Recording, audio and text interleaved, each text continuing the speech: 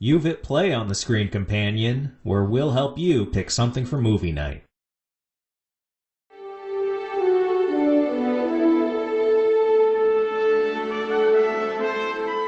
We're talking series finales, Star Trek The Next Generation, and Star Trek Enterprise.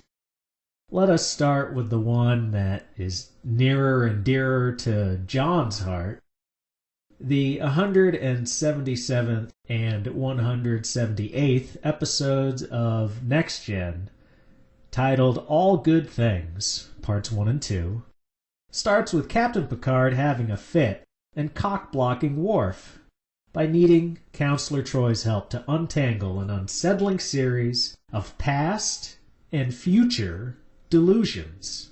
Before long, the senior staff realize that Picard is actually time-shifting to a possible future where he's retired on a vineyard, and the past when he first took command of the Enterprise D. But why? How? And Q? Yes, the captain's omnipotent foil is somehow involved, and the three time periods may hold the key to saving humanity and the universe from a terrible, life-ending spatial anomaly. John, when did you first catch this finale, and do you remember your initial reaction? I watched this live. I watched it when it happened. I made sure I was somewhere that I could watch it. My dad didn't have cable, and I was just like, Dad, I can't be there. I gotta go. I think I went to my aunt's house. I was like, I gotta watch it with my aunt.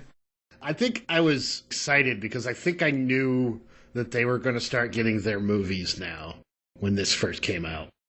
Oh, you were already aware that that was coming? I just assumed. Hey, if anybody's going to be reading the trades back then, I could believe it would be you. God, what were the trades? It'd be like Entertainment Tonight or whatever, right? Yeah, and maybe Fangoria, because they didn't always just do horror. No. It would have been something in the grocery store while I was waiting for my mom to check out. Entertainment Weekly. Yeah, that sounds good. TV Guide, when that was a thing. Yeah, wow. Now TVs don't need guides. Everyone doesn't care. No one cares. So, when you saw it the first time, did you dig it? I did. I loved it. It's one of their harder sci-fi plots, too. Yeah, I think I would agree with that, which might be one of my criticisms of it. Uh-oh. I also saw it when it premiered in first-run syndication, and at the time, John, I was 6. Oh, no. The problem is, I don't think I saw too many episodes before this. Like, my background with Trek in '94 was built around the movies. I'm sure I missed a lot of nuances at the time. I recall being able to follow the overall plot of this finale. Just goes to show you how smart I was. Yeah. And how I never got smarter. You peaked at 6, and it's all downhill. Yeah. I knew it was the end, but they were rerunning them constantly, and I was still watching episodes that were new to me. So All Good Things wasn't really a finale from my perspective. It's like I was having my own time shifting, you know? You're going back and forth and easily confused. But wait a second. Why are they establishing now that Data is a being that can't be controlled by others? Why does Riker have to make this argument? Because I just saw him in All Good Things, and they treated him like he was an independent entity. It's funny, because there's an episode after the one you're referencing where his brother Lore controls him. Showing you that Lore's evil. Lore is evil. He's an evil piece of shit. Seeing it this time, what stuck out to you the most? Because at the time, I didn't know the future. So thinking about some of the stuff that they established, like Data as a professor at Cambridge, and then thinking about the movies where he sacrifices himself because he's a G, and it's just like, oh, they didn't know that. But I think they established that any future stuff was not canon. But, like, Looking at all the future stuff where everyone's in old man makeup, they did not expect any member of that crew to age well. Which of the characters did you think had the worst old age makeup? Jonathan Frakes. I want to say they made him look like a liver spot, basically. Well, he's slimmer than real-life older Jonathan Frakes. That's about it. There were other thoughts thinking about the show Picard, but you don't want to talk about that, so we're not gonna. No, we're not. Once again, there's no Star Trek canon as far as the live-action stuff beyond 2005, which is fitting for this episode. Yeah, it's perfect. In the first scene in the future, Picard is at his ancestral vineyard, and Geordi shows up, having come all the way from Rigel 3, after hearing that his old captain has been diagnosed with a degenerative brain disease. The amount of camaraderie among the shipmates in the future, it felt hokey. I think they dialed up the fuzzy feelings among the characters because that's what the fans were feeling at the time. Mm-hmm. But I think of Picard as the ultimate management type, respected but always maintaining a professional wall between himself and his subordinates. During the rest of the series, did you ever feel Picard was best friends with these people? No, not really. Especially like the movie First Contact. You watch that, he's ready to throw every single one of those people away for his personal vengeance. Yeah, I got a lot of problems with First Contact, but that aspect of it, I totally believe. I mean, there are a bunch of episodes where the staff comes to him with their personal problems, and it's like he's doing his darndest to be nice, but also shuffle them out of his quarters as quickly as possible. Patrick Stewart has this really good, it's like a head nod where basically you can tell he's just like, oh, what now? Just leave me alone. He can't say the words as their captain. I think the whole series he's trying to bang Beverly, right? I don't really remember that at the beginning, but probably by, season 4 or 5? I'm not the biggest authority on TNG. I feel like later it came in because they didn't know. They were running out of steam with who Deanna was going to hook up with. So that is something that's touched on in this episode, but they don't really do anything with it. Who do you think she should have ended up with? That's like... So this... Try to limit it to just TNG. Let's not think about DS9 and what happened in future material. I gotta bring up the future material. Because they definitely established this like it's gonna be her and Worf. And the way that last season goes, it feels like it's gonna be her and Worf. And then I'm immediately gonna break a rule about not bringing up future things, because I think the very first scene in one of the next movies is Riker and Troy getting married. Oh, that was Insurrection. Yeah. Wait, is either Insurrection or Nemesis? I don't... Oh, that's the problem. I've watched those movies maybe 1.5 times each. Well, Nemesis hurts. Nemesis just hurts. It did when I saw it in the theater. It got ruined by behind the scenes. That's when I learned about bad editing. Because I remember there were a bunch of fight scenes where Riker would be fighting somebody and they both had phasers. And then it shows them purposefully losing their phasers so that they have to fist fight. Yeah, and it was like someone would have a phaser rifle or something, and then something would happen and you'd have to fist fight. Not vampire. Dark Side of the Moon Romulans. Oh, yeah. Oh, jeez. Thanks to all our listeners across a multitude of platforms like Podbean, YouTube, and Amazon Music, and a variety of countries such as the UK, Brazil, Germany, and Australia. Further support the host by purchasing his sci-fi novels, Traversal, The Weight of Worlds, and Self-Recognition, available on Amazon.com in both digital and print formats. I appreciate what Marina Sirtis said about Troy's relationship with Worf and how she was against it because she felt whenever those two were in a pseudo-romantic or date scene with each other, Worf was always being a big ol' softy around her, and she said something like he wasn't acting like a Klingon. He wasn't himself around her. And I saw some scenes in this interview where they illustrated her point. And I hadn't really noticed, but she's right. He does act out of character. So I give her that point. However, when I think of her and Riker, at least as far as my fandom went back in the 90s before the movies, it just doesn't really do anything for me for her to be with Riker. At least with Worf, you got Klingon, who's this gruff guy, and it feels like more of a dichotomy between him and Troy. Yeah. Feels more dramatic. It does. Because I was thinking of how funny it is, her being a therapist and him being... him personally, and being from a race of people whose whole gimmick is just to be rage monsters. I'm not a huge fan of the character Alexander, Worf's illegitimate son.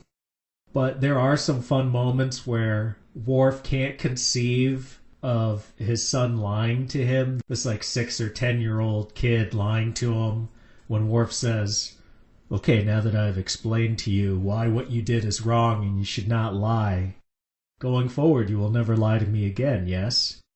And Alexander says, "Absolutely, Father."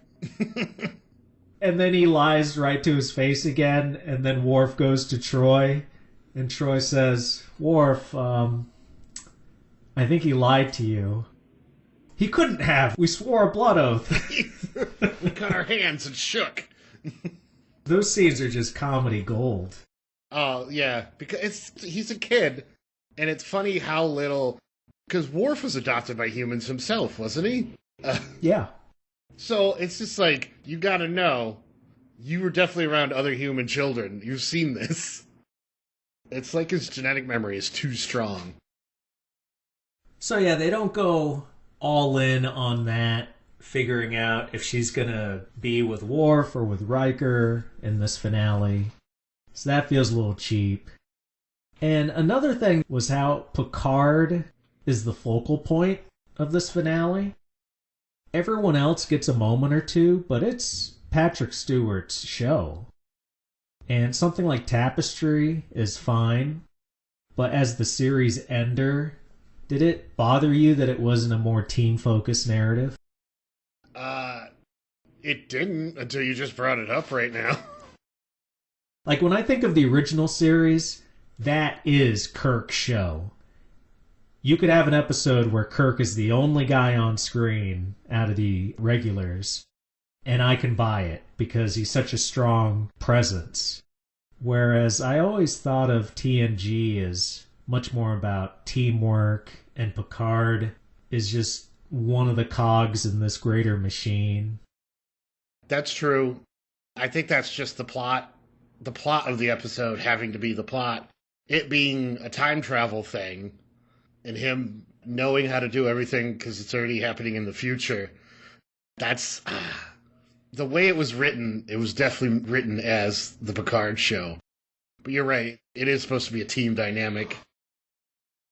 The production team said they figured out that they were going to bookend using Q because he was in the first episode, and they're going to carry him into the final episode and wrap it up like it was one big story put up by Q. And once they decided that Q was going to be instigating what's happening, well, you can't do Q without pairing him with Picard, can you? No.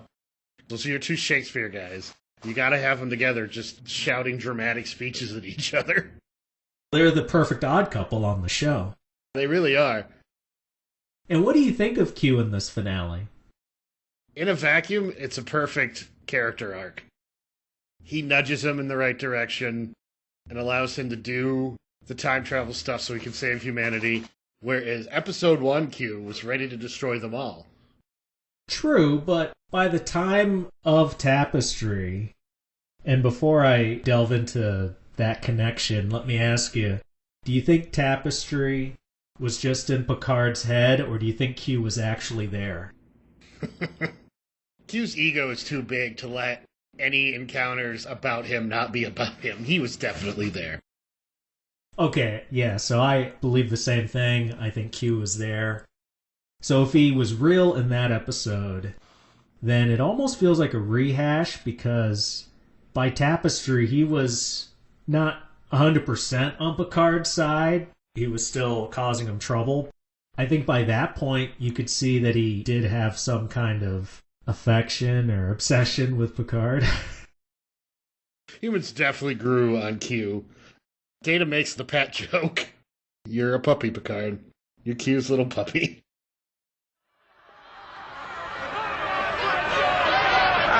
I expected as much. You're such a limited creature. A perfect example of why we made our decision.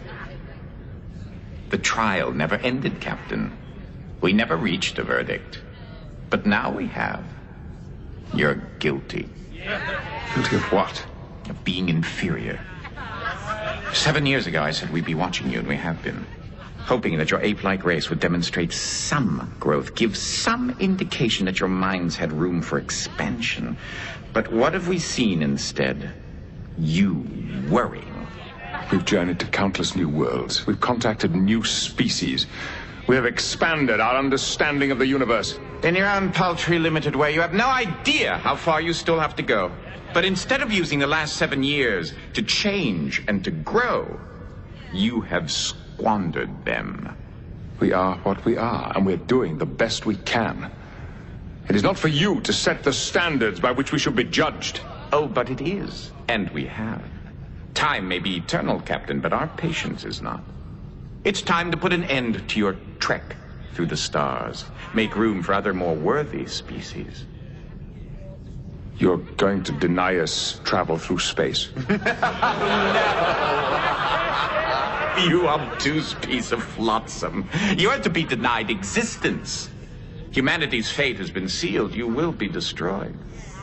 Q, I do not believe that even you are capable of such an act. There you go again, always blaming me for everything. Well, this time I'm not your enemy. I'm not the one that causes the annihilation of mankind. You are. Me? That's right. You're doing it right now. You did it before, and you'll do it yet again. What sort of meaningless double talk is this? He doesn't understand! I have only myself to blame, I suppose. I believed in you. I thought you had potential. But apparently I was wrong. May whatever God you believe in have mercy on your soul. A part of me can't say no to more Q. Even the worst episodes of him on Voyager I'll watch.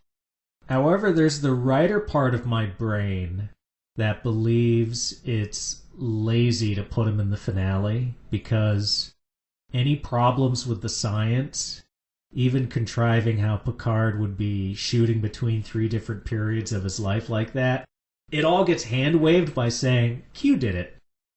One of my initial gripes, and now I'm glad it never happened, was that Q was never in the movies. That's the exact reason of just, it's Q. And if Picard didn't catch on to the spatial anomaly and how he was going to solve that problem, couldn't Q have just rewound the episode to the beginning and had him do it again? Yeah, he could have Groundhog's Dayed him. Or, in the future, he wouldn't have done the tachyon thing unless he was going back and forth. Q kind of set him up to be the cause of it. Yeah, well, there's an acknowledgement of that toward the end of the episode. And you have to wonder how honest Q is being, but he frames it with the Q continuum. Q's people have decided that humanity isn't worth it and they should just be scrubbed out of the history books. Maybe they told him to set Picard up, and then Picard continued to time skip because Q intervened, and that was a little extra thing that Q did because he liked Picard so much. His favorite pet never hit him. Cisco can never be a pet. I'm no man's puppy. Nor should he, because the implications of that are horrifying. As the finale, where do you think they succeeded in bringing the show to a close? The emotional level of it. At the end of the episode, it's still business as usual. Everyone's still alive. Picard is trying to get closer to the rest of the crew, but at the end of the day, nothing has changed. It's just another episode. So, the emotional impact of it, I'm glad they're all okay. And I'll see them in the movies. For the most part, the status quo doesn't change. But that's a nice little detail that he finally sits down with them to play poker. It's like, oh, that's a big step for you, Picard. It is. There's a funny meme about how he's a card counting machine, and Deanna can sense emotions. So how is Riker the best poker player? What was your favorite scene? I think it is the poker scene at the end. As fun as Q is, I think that poker scene where they're all together, that's the step to family. Like you said, they were all cogs. This is the first step to them being family. I think that last scene was my favorite. I think it's because I've grown to appreciate DS9 more. I didn't watch too much of it originally because it's just such a dark series. But I guess in my old age, darkness is what I like. Darkness. So, when they brought back O'Brien in the past stuff, because at this point in the series, he had been gone since what, season 4? Season 3 or 4? He ran off to become the chief engineer of Deep Space Nine, of a Cardassian enslavement space laser, I guess. Let me include an edit point in case I was wrong. He left in season 5? He left in season 6? You should definitely leave that in. But it was a nice callback, and I was never a big fan of Tasha Yar. And knowing now that behind the scenes, she's the one that wanted to leave, Denise Crosby wanted to leave the show. But then she keeps coming back in some silly roles, like her own daughter. Her own Romulan daughter. I know I can count on you for this, John, but when Tasha Yar popped up on screen, did you notice her haircut wasn't what it was in the first season? Yeah. That pissed me off. It's like, look, if you're going to come back for this, when you left in the first place, you should put in the effort to do that same hairstyle. It was like the same haircut, but updated to a more modern 7-year later style. She was probably filming something else. She was like, yeah, I'm not going to change it. And the writers were just like, time travel, screw it. And her hair was shorter, and it was spunkier, and it brought home the fact that, yeah, this is Denise Crosby 7 years older. I've seen interviews with her now, and it's just like, everyone gets older, and that hurts me. So, of course, any episode, especially science fiction, is going to have plot holes or use fridge logic. Do any particular inconsistencies jump out at you? We talked about Q's attempt to let Picard save today is what led to the incident in the first place. There's a scene where the future Enterprise is destroying those Klingon ships. It's the only time space battles have been 3D through the entire show. I think that put a plot hole in the rest of the show. They had the time or maybe the budget because it was the very end and they wanted to go with a bang to have more camera flybys on the models. Yeah. Because those were still models. I definitely noticed it on that hospital ship that Beverly Picard was captain of. That was clearly a model. I love models. They're there. They're actually there. If you watch older stuff that uses models, it looks way better than stuff that's newer with CGI. So, Picard, when he's in the past, won't confide in Tasha Yar and O'Brien because he doesn't want to potentially change history. But then there's a scene in the present where he asks Troy if she remembers him acting erratically and doing something he hadn't done the first time they lived through the past. She says she only remembers the original events, not how he behaved going back during the time shifts of this finale. Shouldn't that convince him that mucking in the past isn't going to affect the present? And why not? Because Q, right? But also, like, he right away doesn't go to Farpoint. He's immediately like, let's go shoot some tachyons in that big hole in space. It's a pretty big decision, Jean-Luc. Tinkering with an anomaly you know nothing about. Trying to collapse it. Isn't that risky? Why? Will that cause the destruction of mankind? Maybe. On the other hand, maybe leaving it alone would be the wrong thing to do. It's a pretty big decision, all right. Would it help to have a different perspective? Welcome home. Home? Don't you recognize your old stomping grounds? This is Earth, France, about, 3.5 billion years ago, give or take an eon or two.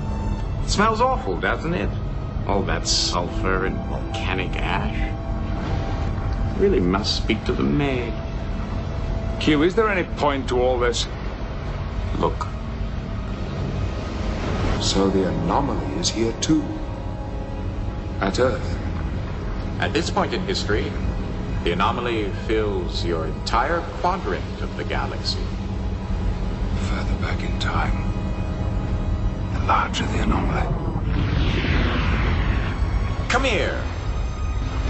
There's something I want to show you. You see this? This is you. I'm serious. Right here. Life is about to form on this planet for the very first time. A group of amino acids are about to combine to form the first protein. The building blocks of what you call life. Strange, isn't it? Everything you know, your entire civilization, it all begins right here in this little pond of goo. Appropriate somehow, isn't it? Too bad you didn't bring your microscope. It's really quite fascinating. Oh, look. There they go. The amino acids are moving closer and closer and closer. Oh, nothing happened. See what you've done? You saying that I caused the anomaly? And that the anomaly somehow disrupted the beginnings of life on Earth? Congratulations. He's willing to make those huge changes, but not divulging his secret plan to his crew. That was just for the drama. He's Picard. He loves drama. That's another thing, too. In a diplomatic setting, I can imagine Picard winning people over with a speech. Probably since the second through whatever time this is for me watching this finale, it's only when I was 6 did I buy the fact that he could convince the past crew, who in the continuity, he's literally just met them as he's taking control of the ship. Mm-hmm. And he's doing all this weird stuff. He's breaking orders, and they think he's crazy, and then he gives a rallying speech, and he says, I know you're the finest crew, and what I'm doing might seem strange, but you just have to trust me. That was his out every time. They're like, Captain, are you sure? He's just like, I trust you. Trust me on that. I trust you. Huh? And you remember how volatile Worf was at the beginning? Yeah. I think he would have challenged him in that moment. That first season. It's like, sir, you are out of your mind. I am taking control now. Klingon law. I have to fist fight you so I can be the captain. Or even Tasha Yar. She's not a slouch. She's chief of security. I don't think it would pass the smell test with her either. It's like, no, Picard, you better tell us why, or I'm relieving you of command. I'll bet he threatened her when we weren't off screen. She probably took him aside. Captain, this is all around. He's just like, you're going to die to an oil monster. Now shut up. Like he Christopher Walken Dead Zones it. He tells everyone when they'll die. And they're like, oh shit, I better listen to this guy. And secondly, the future comrades, they think Picard is suffering the effects of dementia instead of actual time travel, which I never understand when they don't trust somebody who says something like that in a science fiction show. Oh, it's not possible, huh? After everything else you guys have been through? What's the Deep Space Nine joke about Kirk famously committed time fraud, 67 times or something? And that's famous? He's famous for it? Well, I like that bit of business because it makes sense. Yeah, you would be aware of it and nobody would be arguing time travel. So, the present day Dr. Crusher, okay, she runs a test that shows Picard has accumulated more memories than he should have in a given span of time because he was indeed experiencing other time periods. Why doesn't he have the future Dr. Crusher perform the same test to prove he's not crazy? You're 100% correct that it's a plot hole. I'm going to make up the fact that even if he doesn't remember the time, that's still his ex-wife. He knows the feelings. He might not know the facts, but he knows the feelings. And I didn't have any of these questions when I first saw it, partly because I was so young. But I think it goes to show that this episode, it's revered as one of the best finales in the franchise, if not in television in general. And it's so well constructed that I feel like its momentum from scene to scene helps you not really try to think about it, especially on a first viewing. Yeah. You know, you're just experiencing it along with Picard. You are, and the way the third act is edited, I remember being blown away with how good it was. And then thinking about it, now it is kind of clunky because it's like every sentence he says is in a different time period. And so every time there's a crew member of like, what, sir? And he has to basically re-explain what he just said, opposed to having a good flow. But then they do have that good flow at the end when they're dissipating the anomaly.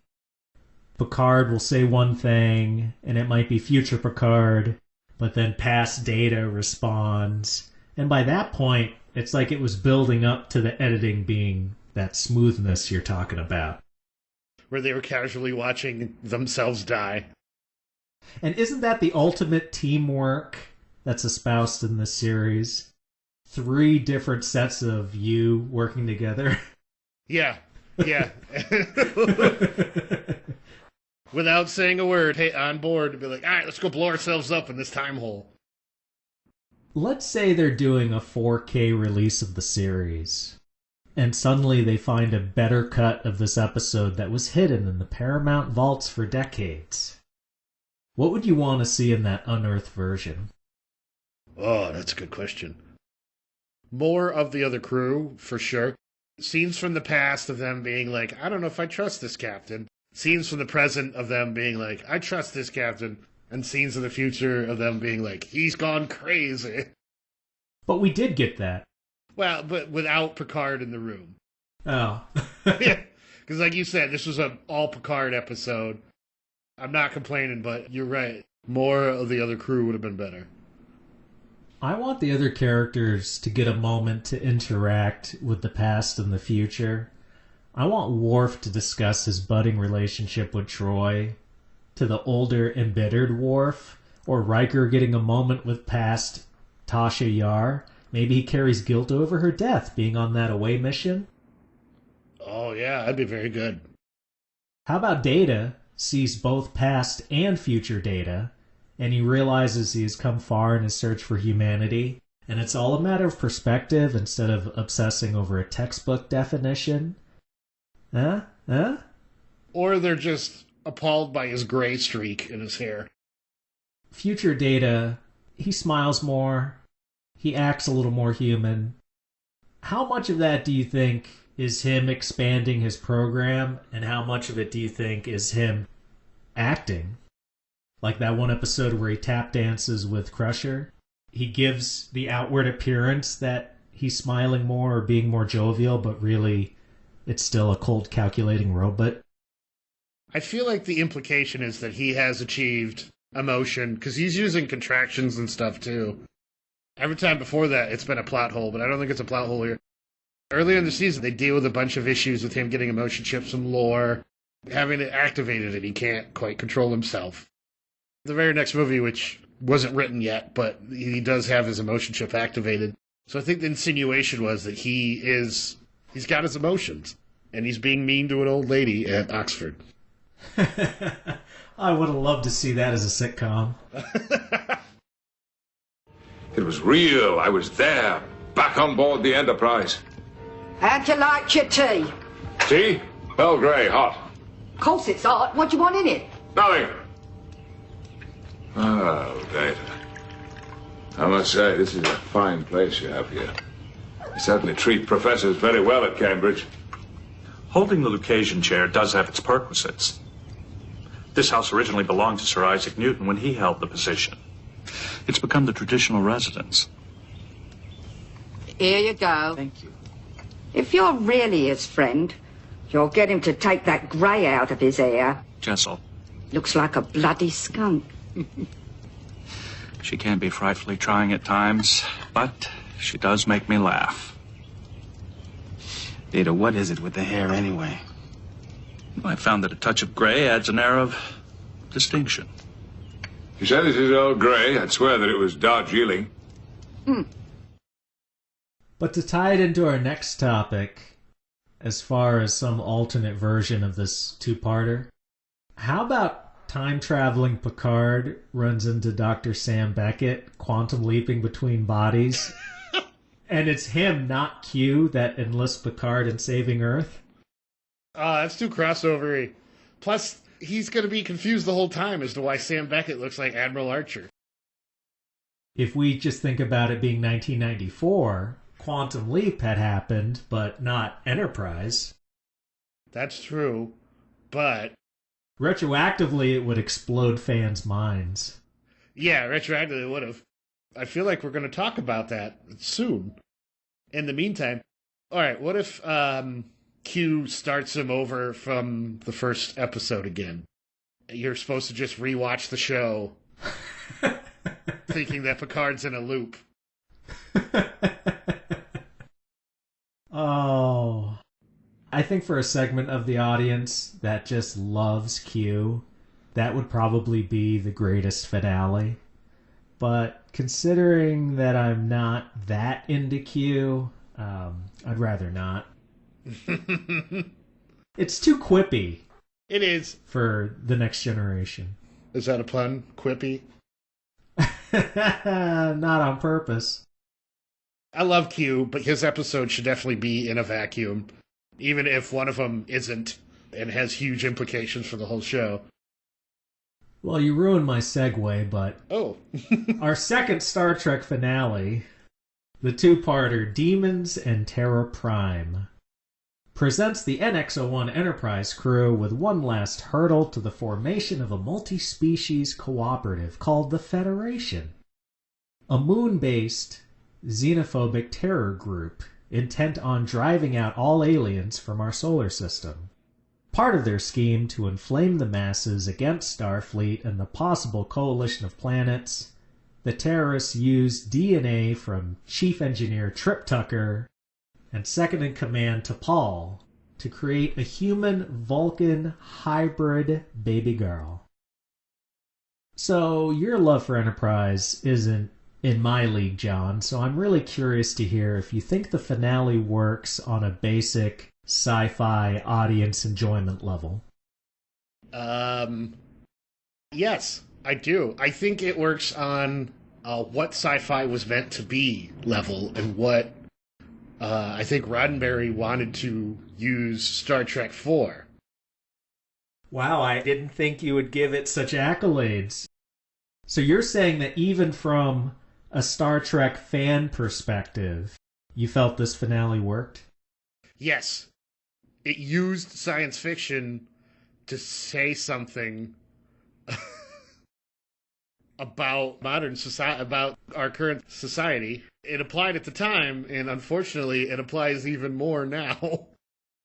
Speaking of, what do you think of Peter Weller as the leader of Terra Prime, John Frederick Paxton? My name is John Frederick Paxton. I have just taken over the Verteron array on Mars. I can now fire on any ship or facility in the system. I have no intention of using this weapon again, provided that every single non-human in our system leaves immediately. A new era is at hand. An era that will expose the concept of interspecies unity as an absolute and vicious lie. An era that will witness the advent of a human-centered consciousness that will place our world before all others. As of this moment, mankind casts off the shackles of alien interference and now determines its own fate. Terra Prime. Forever. I like seeing Peter Weller and stuff. It warms my heart to know that he did have a Star Trek outing that went well compared to when he was basically Admiral RoboCop and Into Darkness. That movie is a masterclass in not understanding what you're adapting. I've never seen it. You are one of the lucky ones. It's this weird thing with his performance in this. He behaves in a very understated way, but then somehow, by being understated, I also feel like he's hamming it up. Do you think so? Yeah, I can see that. Like how his voice will rise and fall, and it feels a little like a James Bond villain. Yeah, he definitely had Bond villain-esque qualities to him. His evil plan was easy to enact, and it felt even easier to undo. The whole thing did feel like a Bond plot. Except his lair, especially in a science fiction show, makes more sense than a volcano lair. His lair was a mining ship that he effortlessly flew to Mars and, with a clamp, took over all communication and lasers in the solar system. Well, it took control of the Verteron array on Mars, which they used to push comets and other stuff away from the surface, because I think at that point in the canon they're trying to terraform Mars. They've got dome cities, as they say. They had some good sci-fi dialogue talking about how the atmosphere had been pressurized, but it hasn't been oxygenated yet. Did you notice that Captain Archer scowls a lot more here than in earlier seasons? Character-wise, it makes sense. One of the aliens who'd been fighting invaded his own planet. And it really shows at the beginning when the Earth representative at the conference isn't mentioning Archer or Enterprise enough for Trip's liking. Yeah. And Archer says to him, "Clap harder, that's an order." That scene was great. And Season 1 Archer would have said it with a hint of levity, but not this older captain. No, he was angry. He's like, "Clap harder, damn it." Yeah, he's pissed. Clap harder, boy. On a past episode, didn't we say something like we called him Chief Engineer KFC or something? Yeah, we did. Yeah, compared to the pilot, they really toned down his southernisms, didn't they? They did, but they had, 4 or 5 seasons to do it.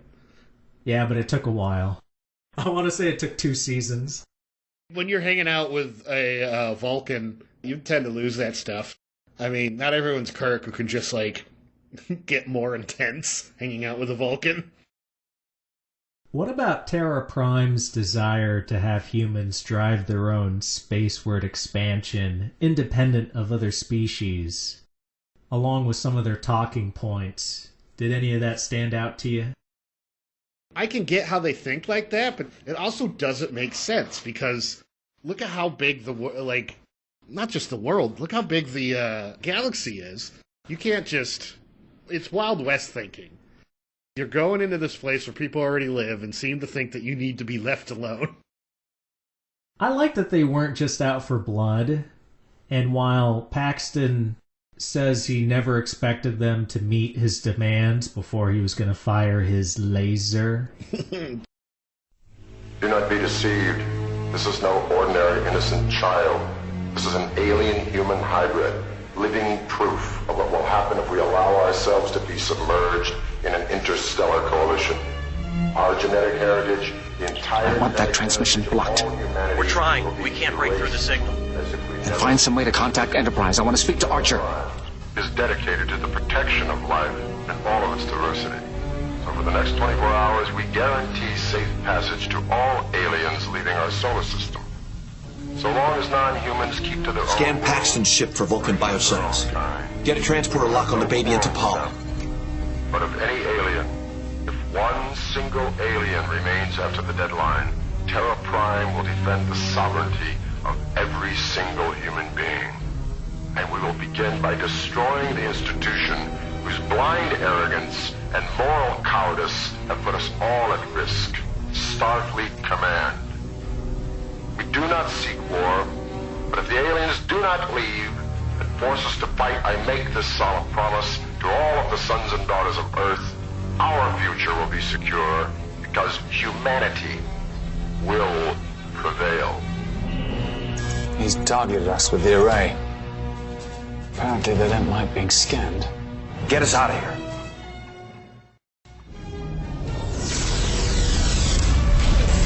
Damage! Massive power surge.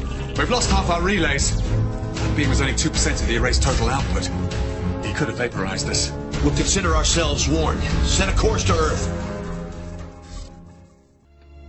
Paxton's holding 2 of my officers hostage at the array. We can't attack it. The Council's aware of that. Any attack on the array will trigger a massive explosion that could kill thousands of colonists. This wasn't an easy decision for the Council. The potential for disaster is even greater than you think. Over the next 30 months, the terraforming project has 14 comets set to collide with Mars. Without the array to divert them toward the polar caps, the comets could hit anywhere, even the domed cities. Had they met his demands, I don't think he would have fired the laser, do you? I don't know. It's hard to say. It kind of feels like the goal was to fire the laser more than it was to drive out aliens.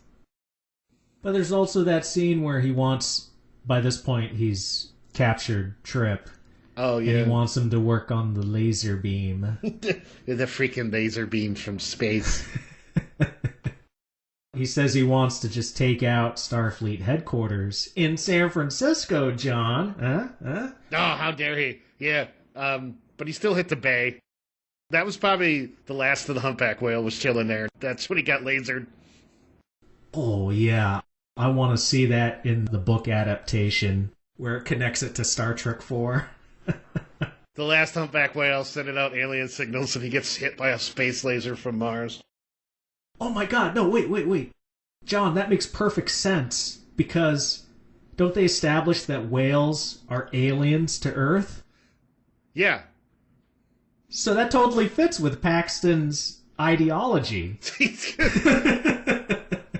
He's starting with the least looks like humans, aliens, and working his way down. One of his rallies, he's like, yeah, all these aliens, the Andorians, the Vulcans, and those humpback whales. Whales. And some of the people in the crowd are like, what? I don't know, that sounds kind of crazy. You really think they're aliens? 4 people get up and leave from the back, and then everyone else is just now bloodthirsty for whale blubber. But history showed them that Paxton was right. That the whales were a terrible scourge because they brought the Voyager probe Oh, no, wait a second. What was that thing called in Star Trek 4? I don't remember. I was mixing it with the first movie, but they're very similar, aren't they? Yeah, I gotta look that up because I definitely feel like I used to yell that as a little kid. Used to yell that in 1.21 gigawatts. It's just called Whale Probe, according to Google. If you haven't seen the movie, that would make you think of a few different things. Oh, yeah. You're behind this. Behind this? No. I lead this, and proudly, too. Before you ask, your child is safe and sound. Finally, sleeping through the night. Forgot how much trouble a newborn can be. I want to see her. No. And no is a word that Starfleet better get used to hearing from now on. Because up until today, it's always been yes, hasn't it? Yes, yes, go right ahead, roam the stars. Yes, inform potentially hostile species of the whereabouts of Earth. Yes, and trust the entire future of our world to non-human creatures who don't even feel like we do. Yes, promote the total degradation of mankind by encouraging alien-human relations. Well, yes is a word that ends here and now. I am returning Earth to its rightful owners. I am giving Earth back to humanity, back to human beings. It is my life's work. It is what I was born to do. And there is no one, not an alien, not a human, that will stop me from achieving it. Some of Terra Prime's points are pretty valid. I think a lot of fans would agree that it wasn't the most prudent thing letting Enterprise, the only Warp 5 ship Earth had, go into deep space without any backup and simply knock on aliens' doors going, "Hi, we're from Earth, want to be friends?" The whole first season is them making enemies. They're literally coming off the Xindi invasion. It was the 5 species, right? Yeah, and millions were killed on Earth. And all they had was Enterprise to save the day and fight the Xindi. Season 1 was about the Time War, right? God, time. You can't mess with time. Well, they mentioned it, but it wasn't really woven throughout the season very well. Yeah.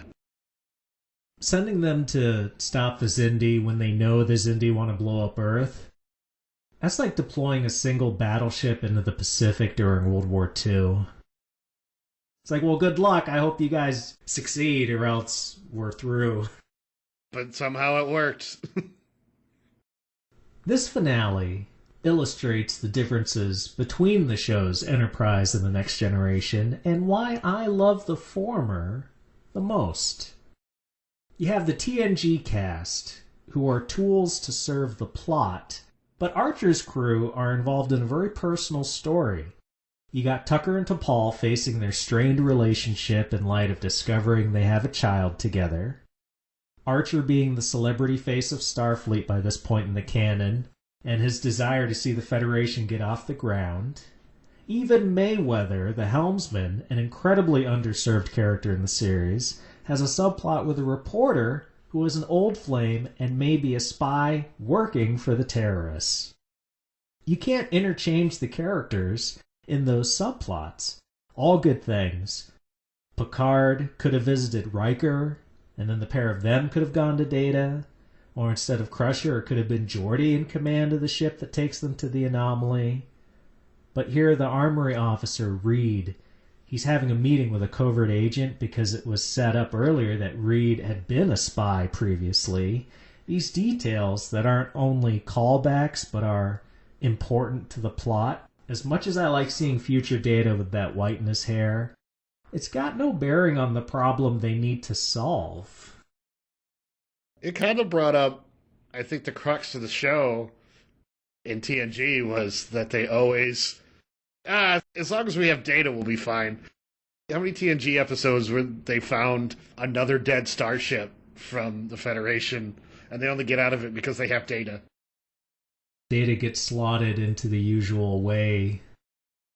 Yeah, so many of these episodes of TNG are like, what would they have done if Data weren't there? They would have blown up or something. And I know some people listening of the Star Trek fandom are going to say, well, you got that wonderful scene between older Picard and older Crusher, and he's being disrespectful on her bridge, and she's the captain, and she tells him off, like, I'm the captain here. Don't you second guess me in front of my people. That is a great scene, and obviously it wouldn't be as impactful, I guess, if it was Geordi saying the same thing, because of the slight romance subplot between Picard and Crusher. Oh, thought you were going to say Geordi. That would have been an interesting future. They're like an old married couple on his vineyard. Oh my god, do you think that would have ended the episode right there for Picard? Like, he wouldn't even care about the anomaly. He wakes up in the future and he's in Geordi's bed. But I'm not gay. Well, Captain, in the future you are. He would have not done anything about the anomaly, and not doing anything about the anomaly doesn't create the anomaly. So it would have ended everything right there. He just lies in bed with Geordi and they snuggle. It's still an hour-and-a-half episode. Oh, boy. So what was your favorite scene in this Enterprise two-parter? Oh, yeah, we were talking about that, weren't we? I really liked anytime Chief Engineer KFC, Colonel Sanders there, T'Pol and the Southern gentleman, them two coming to grips with having a child. Some instincts that weren't in T'Pol there were starting to kick in. It's hard to write character arcs for Vulcans without having them go through their once every 7-year hormonal issues. I believe it's in the series Bible that she's actually part Romulan on her father's side. Interesting. Would it be fair to say that she's more emotional than you would expect Spock or Tuvok? That she was more emotional than those two? Definitely more emotional. She had motherly instincts kicking in more than Trip. Trip kept referring to the baby as an it, and she kept referring to it as a she. And I think she named it first, too. All the rocking in the world will not make the child Vulcan. Or human. Human and Vulcan genes produced this child, which indicates our two species have more similarities than differences. Don't you realize that baby is as much a threat to your species as it is to mine? She's not a threat. That child is a crossbreed freak. How many generations before our genome is so diluted that the word human is nothing more than a footnote in some medical text? The same thing could happen to your people, or don't you care about that? Neither of our species is what it was 1,000,000 years ago, nor what will become in the future. Life is change. Change in this case means extinction, and I, for one, will not let that baby bring humanity to that point. I won't let you hurt her. I think this is making me realize why I like T'Pol so much, why she's my favorite Vulcan.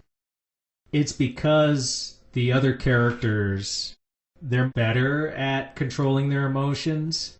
She's someone who has to work at it because there's a part of her that wants to be more expressive, partly because of her Romulan heritage, that I don't believe in the canon she knows about. But the writers put that in her deep backstory. And it makes more sense because there are a lot of scenes of her tearing up and getting passionate. The emotional purge, it's a process they have to go through. It's not something that just happens. So do they ever address that? Did she do it?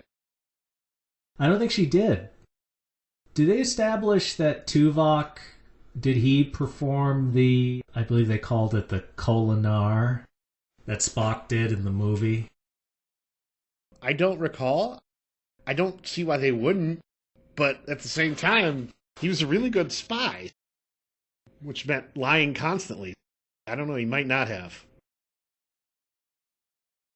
My favorite scene, I got a kick out of the moment where Archer's team is sneaking onto the surface of Mars by flying in the wake of a meteor. Being inside the shuttle and seeing out the front the chaotic flight path and the rocks whizzing by them further illustrates how the show leaned into the action stuff more in the last couple seasons, but it was engaging. I felt for Reed, Lieutenant Reed, because he was getting airsick, basically.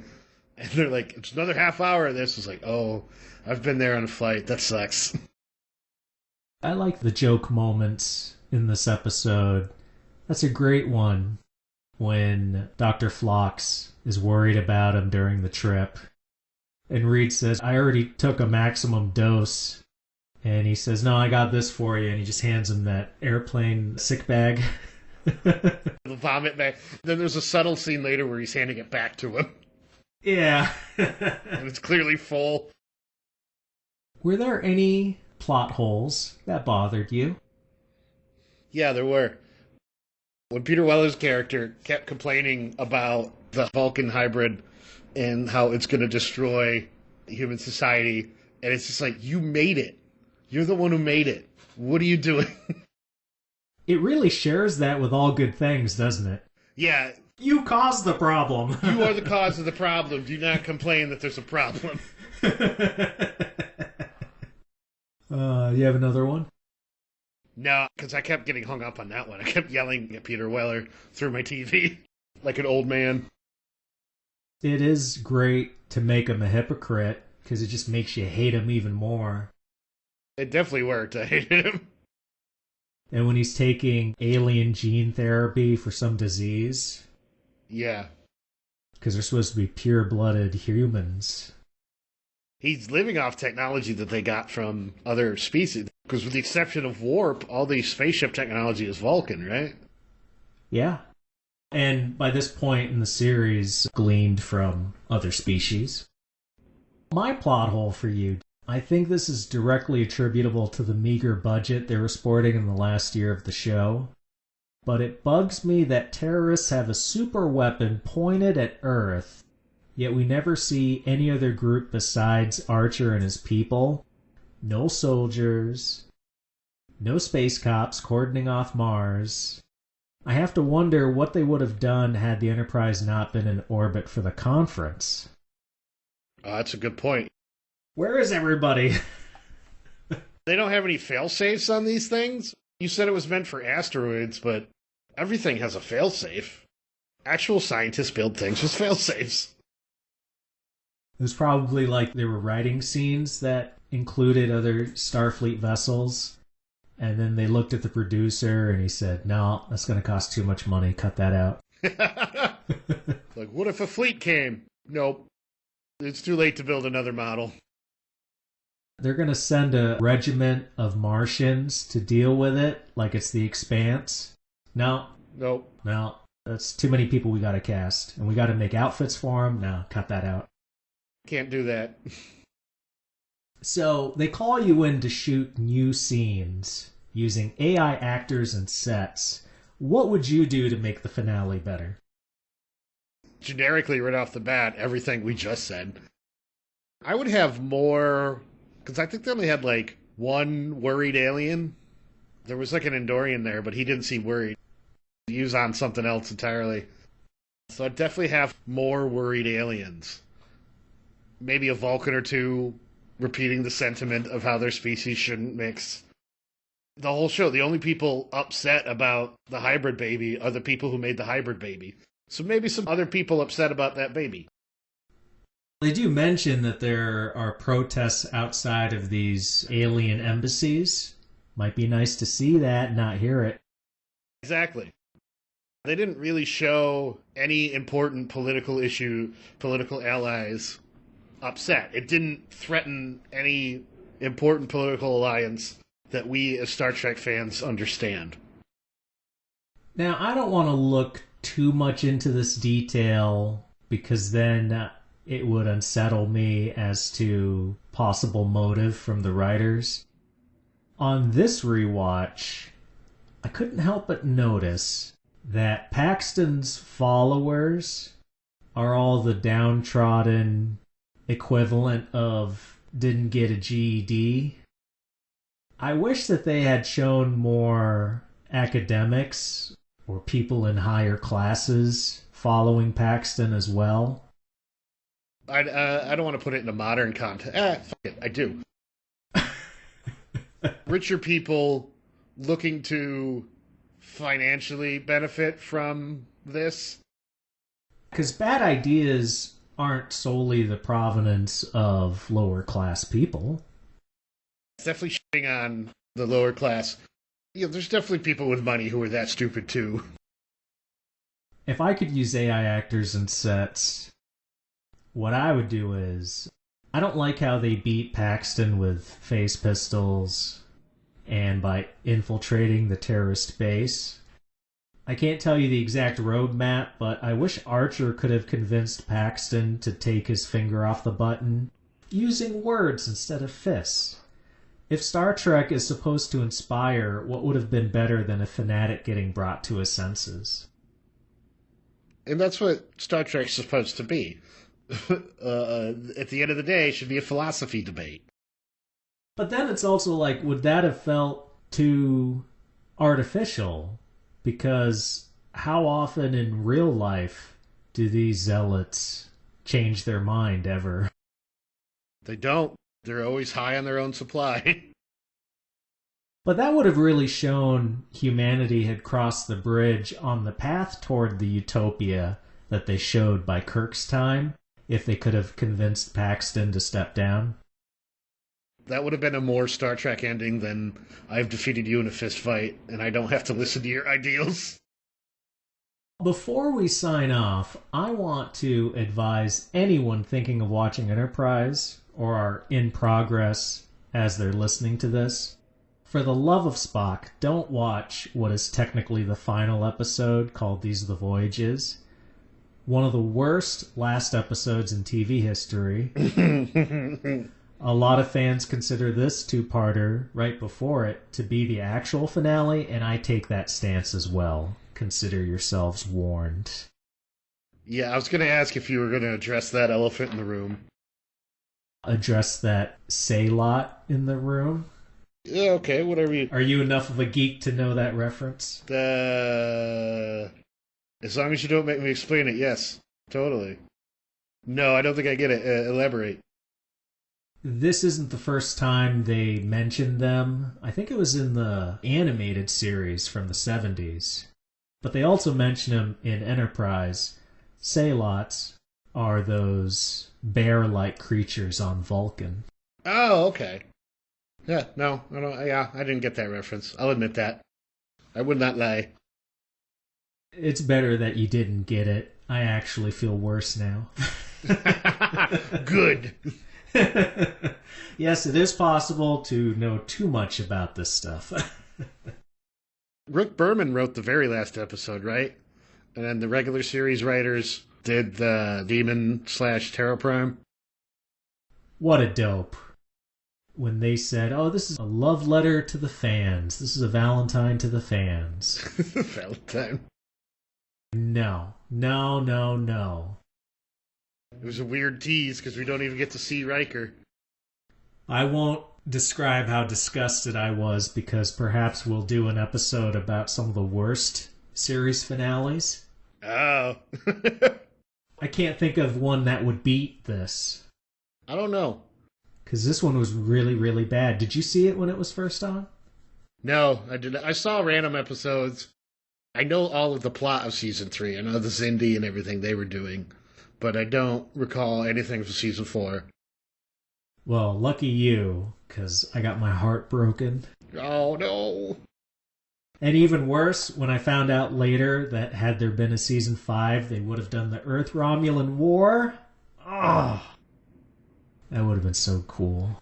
That'd have been tough. How do you pull that off? Because Romulans weren't seen in person until... God. At some point after the original series. It was during the original series, Balance of Terror. You don't physically see Romulans. You see their ship, and Kirk's crazy plan of just like, send us out on all stations, I'm going to blow us up for no reason, and everyone will die. No, you do see him on the view screen, remember? Because one of the helmsmen, he acts bigoted because they realize the ears thing. Oh, yeah. Yeah. Am I thinking a different episode? Probably. And then Kirk has that great moment where he's like, Mister, I hope you said that because of this and not because you're denigrating Mr. Spock's heritage. You be nice to my friend that I hate. And then you got Bones in the corner giving the thumbs up. You were saying what I'm thinking. Yeah, give it to that green-blooded bastard. But yeah, that was a terrible final episode. But not Demons and Terra Prime. I gotta say, I thought you were gonna be more critical of it than you were, John, so thank you. Like I said, it aged unfortunately well. If only they had given Peter Weller a wig. some bleach yellow thing. Yeah, and a tan. Well, actually, he is a little tanned in it, isn't he? He's surprisingly tan for a guy who lives on the moon.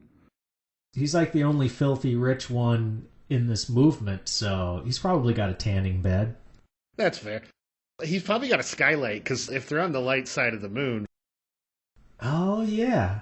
There you go with your science. Science!